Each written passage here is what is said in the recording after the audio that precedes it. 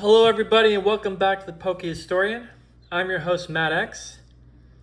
We're relaxing on a nice Friday evening, and we're taking a look at every single Wizards of the Coast promo card ever made. Starting here with Ivy Pikachu, number 1. So why is this card called Ivy Pikachu? Well, I'm glad you asked. See all these leaves in the background? Kind of looks like ivy, doesn't it? Well, that's where the name comes from. A very early 3D looking artwork Pikachu here. And over here on the right, you can see the promo sign. And there is the one indicating this is the very first promo card. I traded way too much to get this card when I was 9 years old. But do I regret it? Nah, that's just part of being a kid, right? Let's keep going to number 2. Got old Electabuzz here from Pokemon the first movie. And there's the stamp. Kids WB presents Pokemon the first movie. I remember skipping school with my buddy Chase back in 3rd grade to go see that movie. Felt like such a rebel getting out of school to go watch Mew and Mewtwo fight. Let's look at another promo from the movie. We got the Mewtwo himself. Don't have too much to say about this one, but it's Mewtwo, Sugimori artwork. And here's the Pikachu from the movie. This is actually the one I picked up from when I went and saw the movie, so that's kind of cool. I remember at the time, like, since this card came out in relation to the movie, I thought it was like Ash's Pikachu or something. Sugimori artwork there. Got that classic fat Pikachu design, gotta love it. And then we have the last and my favorite promo card from the movie, the Dragonite. And this one's my favorite because this one actually encapsulates the movie pretty well. Because see how Dragonite's got that handbag there? Dragonite had the same thing in the movie. And like it flew over to Ash and his friends and gave him an invitation to go fight Mewtwo. So like, I feel like this is that Dragonite from the movie. So definitely a good promo card to have with it. Old number 5. Let's move on to number 6. Got kind of the standard Arcanine card. Don't have too much to say about it. Sugimori artwork. Number 7. Got this Jigglypuff here. Hanging out with some musical notes that are alive. I don't know what the story is behind this card, to be honest with you. Kinabuchi. Very, very unique. And we got number 8 here.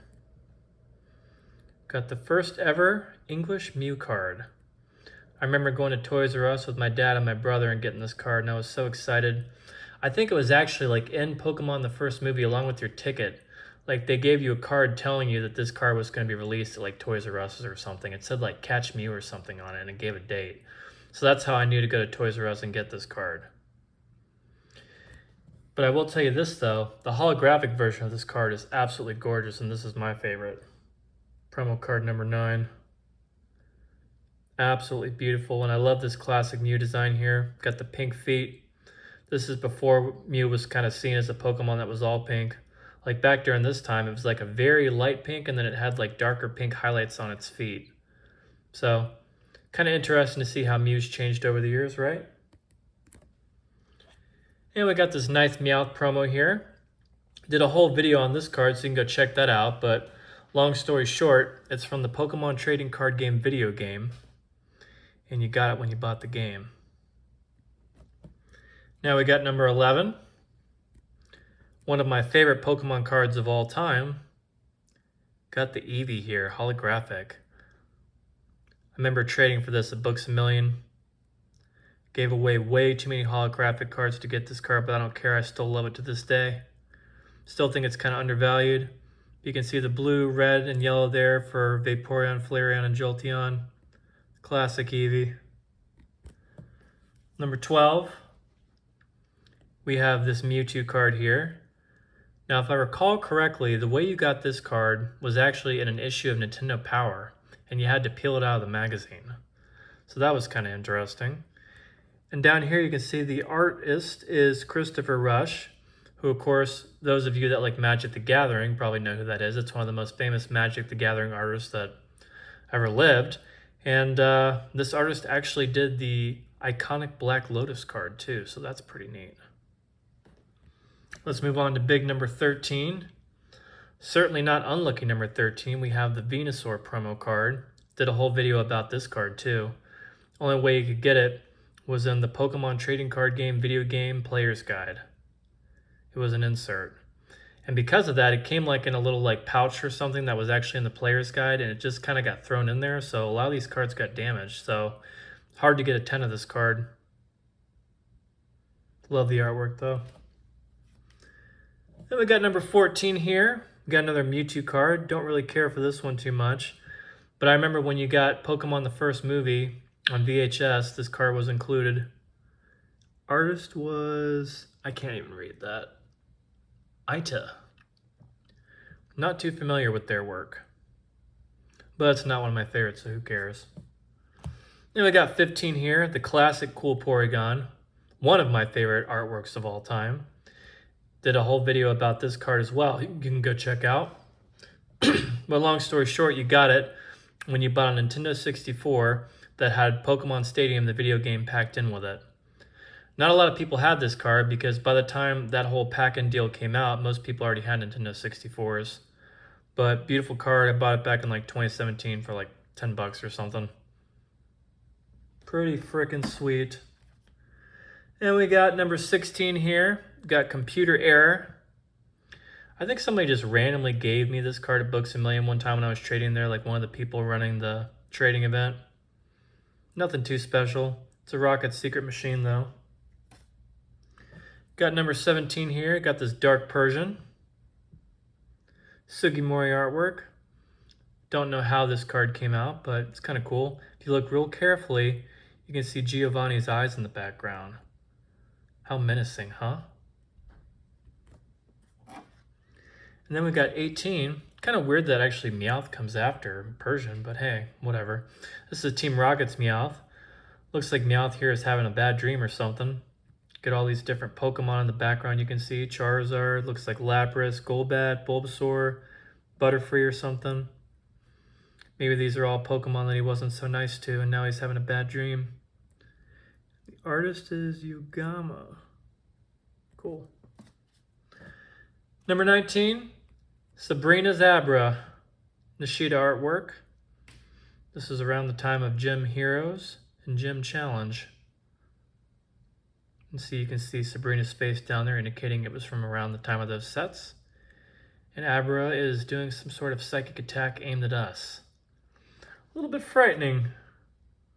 Let's move on to number 20 though.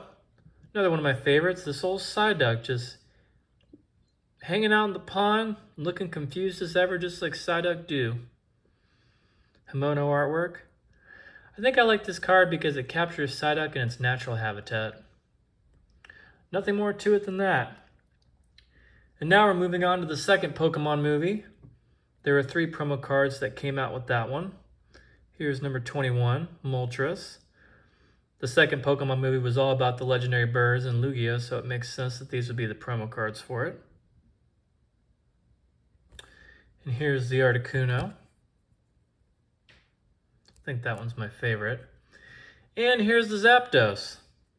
And here's another little interesting tidbit about these cards. If you look down here, you see the artist is listed as Aoki, but actually it was Kimura who did these arts. And if you like Kimura's artwork, you can probably tell that.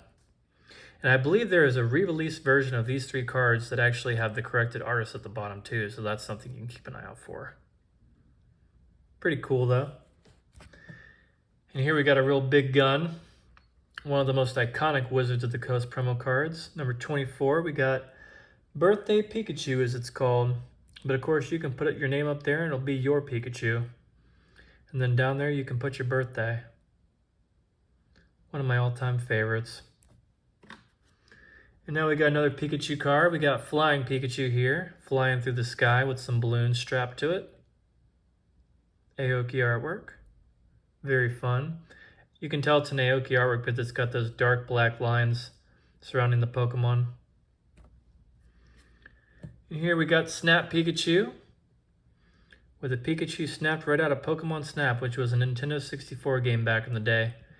And there's actually a Nintendo Switch sequel too. You should check that game out. It's really fun. And the interesting thing is there's actually other like Snap Pokemon cards featuring other Pokemon, but they're only in Japanese and they're incredibly exclusive, and they're like hundreds of thousands of dollars to get them because there's so few copies. It was a part of some contest they had over in Japan, but if you get bored, check that out. But this is the one we got in English, and I'm satisfied with that. And we got another Pikachu here, number 27. I think when the second Pokemon movie came out, this was the promo pack-in card when you bought it on VHS. And maybe DVD. I don't know if DVDs were really a thing back then. It was like 2000. If it was pretty new. This is a Nishida artwork. Not too crazy about it. But I am crazy about this one though, Surfing Pikachu. Number 28. I remember when I first saw this card in Japanese, I really wanted it, but Japanese exclusive promos are really hard to get back in the day, even more difficult than they are now. And thankfully they made this card in English and I was able to get it. Absolutely love it. Aoki is the artist. Then we got number 29, we got this Meryl here. Not a real big fan. Standard Sugimori artwork with like a Windows 98 background. We'll keep it moving, huh? Got number 30 here, Togepi. In Japanese, this card's called the Korokoro Togepi because it came out of the Korokoro magazine. I believe that card was kind of exclusive at the time. Don't know if it's still considered to be that way, but Togepi is a pretty popular Pokemon. They were definitely pushing him around the time of Gen 2, and certainly continues to be one of my favorites. Sugimori. Here's another Gen 2 star, no pun intended, old Cleffa. Always up to no good, this Pokemon.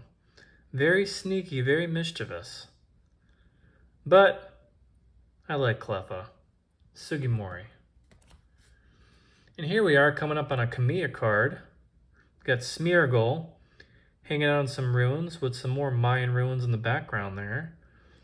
Pondering its existence, just like I'm going to do before I go to bed tonight. Very cool artwork. On this card, number 33.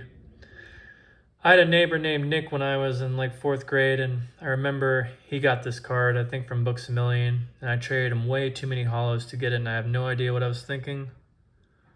But it's okay, and I'm going to hold on to it because it's part of my promo collection. Actually, a fun tip about me collecting promo cards. When I first got back into Pokemon cards around 2017, the first thing I did was complete my Wizards of the Coast promo collection, so this is probably one of the crown jewels of my collection, so I hope you're enjoying it. This is 34, old Entei. The way you got this card was going to see Pokemon the third movie. Nice reverse holo. Sugimori artwork. And we also have this Pikachu here, or I should say Pichu, also a reverse holo, number 35.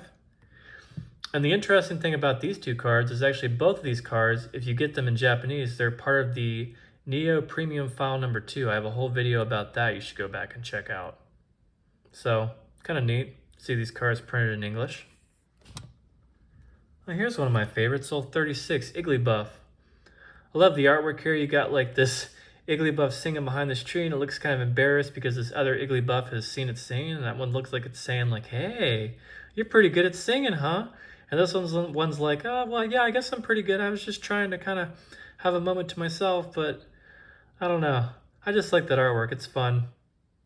Himono. Number 37 here, Hitmontop. Twirling away, Nishida artwork. Not super crazy about that one. Then we got Unknown J here. This was a pack-in when you got the third Pokemon movie on VHS and possibly DVD. It's alright.